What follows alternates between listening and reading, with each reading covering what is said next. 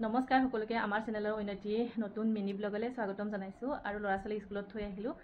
ইমান গৰম আজি কাপোৰ চেঞ্জ কৰি ঘৰৰ কিছুমান কাম কৰিব লগা আছিলে, সেয়া কাম চাম কৰি বন্তি দি এতিয়া অকণমান ফেনৰ তলত বহিছোঁ আৰু মোবাইলটো চাওঁ বুলি হাতত তুলি লওঁতে দেখিলোঁ স্কুলৰ পৰা এটা মেছেজ দিলে যে 1:30 আজি ছুটি, গতিকে ডিউটি আজি মোৰেই হ'ব, আনিব যোৱা ডিউটি।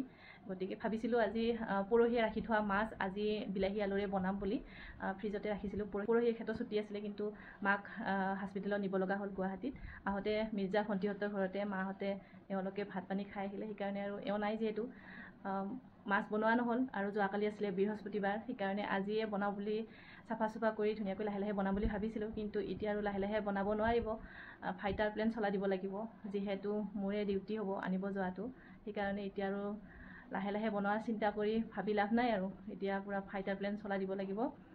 এই যে কয় ভাবা কথা নহয় সিদ্ধি, বাটত আছে কণা বৃদ্ধি, সেয়াই এনেকুৱাই হ'ল আৰু মোৰ এতিয়া পেটত ভস। প্ৰথমে পেট পূজা কৰি লওঁ, তাৰপাছত যুদ্ধত লাগি যাওঁ, ৰন্ধা বঢ়া কৰি ইহঁতক আনিব যাওঁ। আৰু যোৱাকালিয়ে এখেতে ঢেকীয়া শাক আনি থৈছিলে, তাকে বনাম আজি ভাজি আৰু মাছ বিলাহীৰে আঞ্জা, সেয়া হৈ যাব আৰু বেছি নবনাওঁ। তাৰপাছত আনিব যাওঁ, চাই থাকিব ভিডিঅ'টো শেষলৈকে।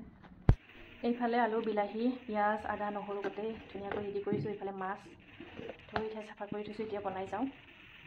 আৰু এতিয়া অকণমান ভাতে খাই লওঁ। আৰু ৰাতিপুৱা বনাইছিলোঁ পনীৰ, অমিতা আৰু আলু বনাইছিলোঁ, কিন্তু পনীৰবিলাক গোটেই খাই গ'ল, মোৰ কাৰণে এপিছো পনীৰ নাই। গতিকে মই এনেকৈয়ে খাওঁ, এতিয়া খাই পেটটো ঠাণ্ডা কৰি লওঁ, তাৰপাছত আৰু হৈ থাকিব। ইপিনে দিছিলোঁ কাপোৰ এতিয়া হৈ আছে। এতিয়া মই পেট পূজা কৰা হৈ গ'ল, এতিয়া কাপোৰখিনি হৈ গৈছে, এতিয়া মই কাপোৰখিনি শুকাই দিওঁ। এতিয়া মাছখিনিও ফ্ৰাই হ'বলৈ দি আহিছোঁ। আৰু ইহঁতৰ কাপোৰবিলাক ইমানেই ওলাই নহয়, প্ৰত্যেক দিনে 1 বজা কাপোৰ ওলায়। আৰু বাহিৰত চাওক না কিমান ৰ'দ দিছে। এতিয়া কাপোৰখিনি মেলি দিওঁ।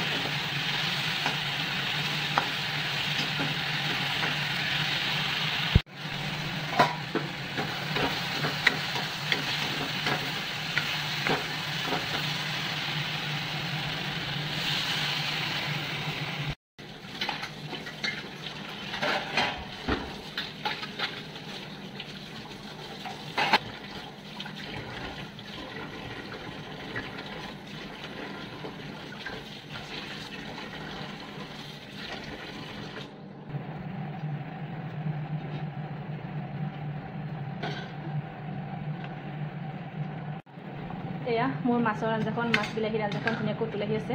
আৰু 3 মিনিটমান উতলি আহক, তাৰপিছত নমাই থ'ম।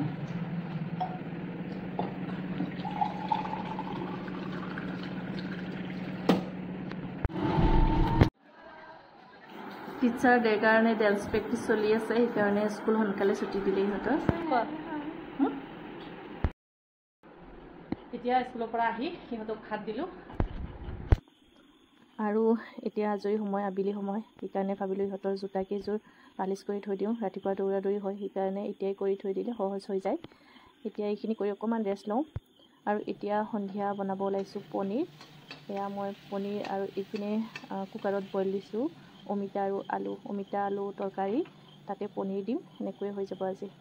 আৰু এয়া মই পনীৰখিনি এতিয়া বনাই আছোঁ, মছলাৰে অমিতা আলুখিনি ধুনীয়াকৈ মিহলি কৰি লৈছোঁ, এতিয়া উতলি আছে। আৰু আজিৰ মিনি ব্লগটো ইমানতে সামৰিছোঁ, কেনে পালে জনাবলৈ নাপাহৰিব। এতিয়া ভাত খাওঁ, আজিলৈ বাই বাই, গুড নাইট।